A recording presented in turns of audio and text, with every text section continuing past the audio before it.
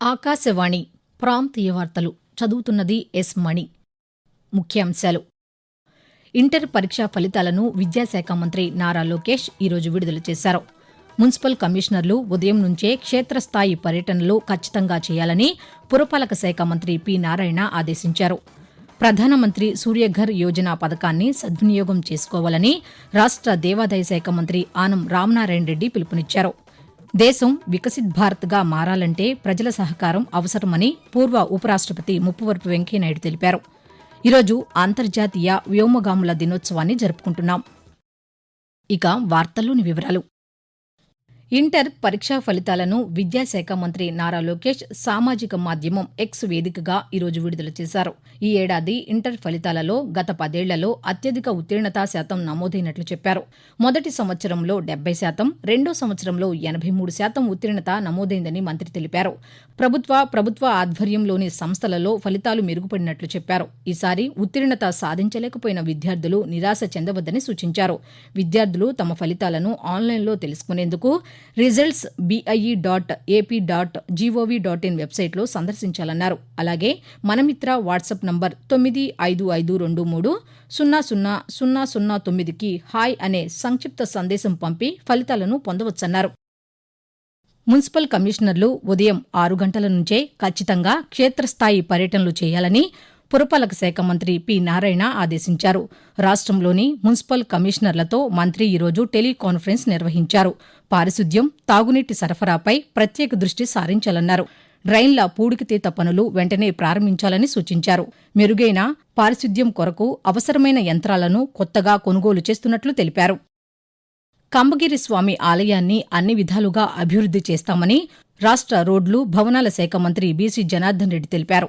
నంద్యాల జిల్లా బనగానపల్లె నియోజకవర్గం అవుకు మండలంలో కంబగిరి స్వామి బ్రహ్మోత్సవాల సందర్భంగా స్వామివారికి మంత్రి బీసీ జనార్దన్ రెడ్డి దంపతులు పట్టు వస్త్రాలను, తలంబ్రాలను సమర్పించారు. అనంతరం స్వామివారికి ప్రత్యేక పూజలు నిర్వహించారు. ఈ సందర్భంగా మంత్రి మాట్లాడుతూ, ఇక్కడ చేయవలసినటువంటి కార్యక్రమాలు నీటి వసతి కూడా అడిగారు. అదేవిధంగా కళ్యాణ మండపం కూడా ఒకటి అడుగుతా ఉన్నారు. ముఖ్యంగా మనకు రవాణా సౌకర్యం లేదు. దాదాపుగా 7 నుంచి 10 కోట్ల రూపాయల మధ్యన రోడ్డు అంచనాలు ఉన్నాయని చెప్పి చెప్తా ఉన్నారు. ఆ 10 కోట్ల రూపాయలు కూడా త్వరలోనే ప్రభుత్వం దృష్టికి తీసుకెళ్లి రోడ్డు వేస్తే సౌకర్యంగా ఉంటుంది. అదే సౌకర్యంలో భాగంగా చాలా మంది దాతలు కూడా ఈ రోజు రిక్వెస్ట్ చేస్తా ఉన్నాం.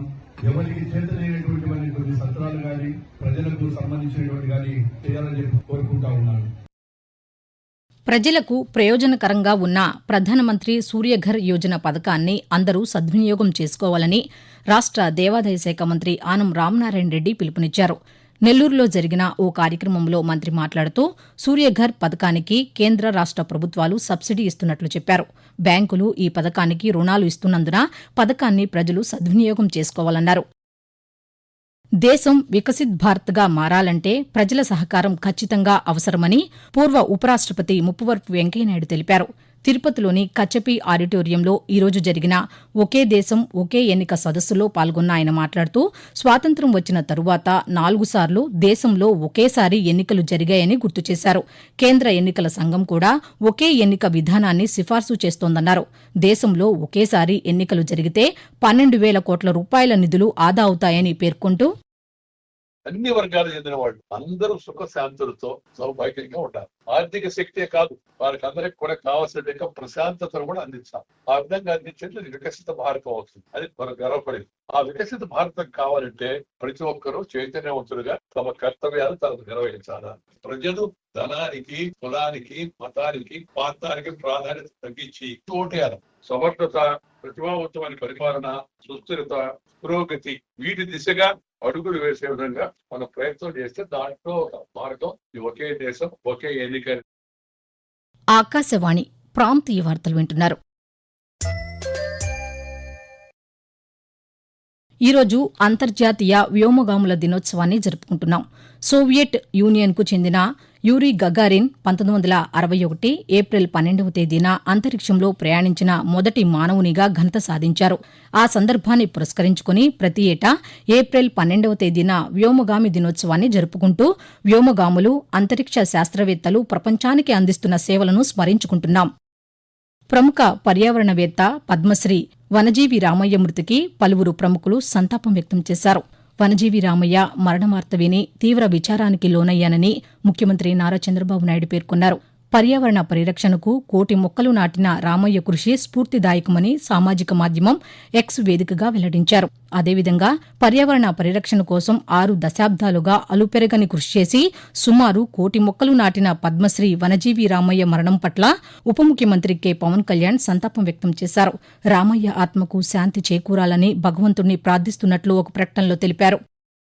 ఒకే దేశం ఒకే ఎన్నిక అనేది అద్భుతమైన ఆలోచన అని వైద్య ఆరోగ్య శాఖ మంత్రి వై సత్యకుమార్ యాదవ్ అన్నారు. ఒకే దేశం ఒకే ఎన్నిక అంశంపై ఒంగోలులో నిన్న నిర్వహించిన మేధావుల సమావేశంలో ఆయన పాల్గొన్నారు. ఈ సందర్భంగా మంత్రి మాట్లాడుతూ ఒకే దేశం ఒకే ఎన్నిక అంశంపై విస్తృత స్థాయిలో చర్చలు జరగాల్సిన అవసరం ఉందని పేర్కొంటూ దేశవ్యాప్తంగా ఒక దేశం ఒక ఎన్నిక అనే ఆలోచన ఒక అద్భుతమైన ఆలోచన. అభివృద్ధి మీద ఏకాగ్రత దృష్టి పెట్టడానికి, అదేవిధంగా ఉచితాల నుంచి రాజకీయ పార్టీలు దృష్టి మరల్చడానికి ఆలోచనకు తావిచ్చే విధంగా ఉంది. అనేక దేశాల్లో కూడా జరుగుతున్నాయి. అది ప్రజల్లోకి విస్తృతంగా తీసుకెళ్లడం కోసం, ప్రజల్లో అవగాహన కలిగించడం కోసం, ఒక దేశం ఒక ఎన్నిక కారణంగా ప్రజలకు చేరే లబ్ధి, దేశానికి ఆర్థిక ప్రగతికి కలిగే లబ్ధి గురించి ప్రజల్లోకి విస్తృతంగా తీసుకెళ్లి అవగాహన కల్పించే ప్రయత్నం చేస్తున్నాం.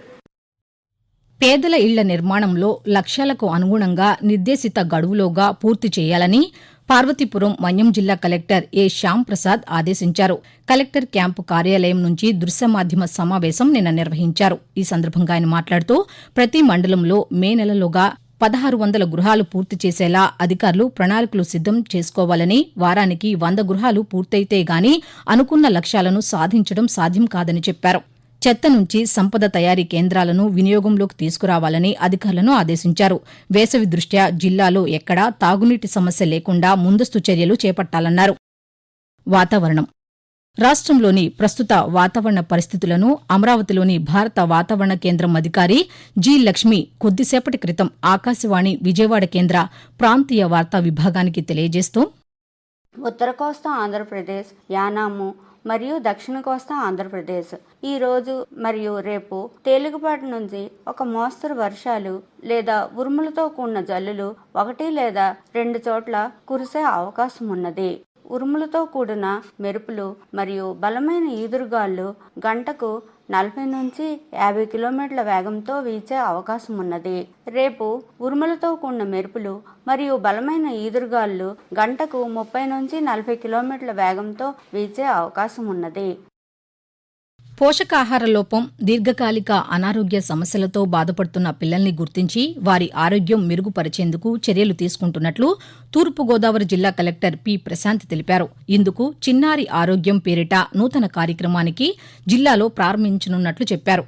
కలెక్టర్ క్యాంపు కార్యాలయంలో జిల్లా మహిళా శిశు సంక్షేమ, వైద్య ఆరోగ్య శాఖ, జిల్లా గ్రామీణాభివృద్ది సంస్థ అధికారులతో సమీక్ష సమావేశం నిన్న నిర్వహించారు. ఈ సందర్భంగా మాట్లాడుతూ టీబీతో బాధపడుతున్న పిల్లలు, హెచ్ఐవి, తలసేమియా తదితర దీర్ఘకాలిక వ్యాధులతో బాధపడుతున్న పిల్లల్ని గుర్తించి వారి ఆరోగ్య స్థితిగతులను పరిశీలించి తగిన వైద్య సహాయం అందించడం ఈ కార్యక్రమం యొక్క ముఖ్య ఉద్దేశమన్నారు.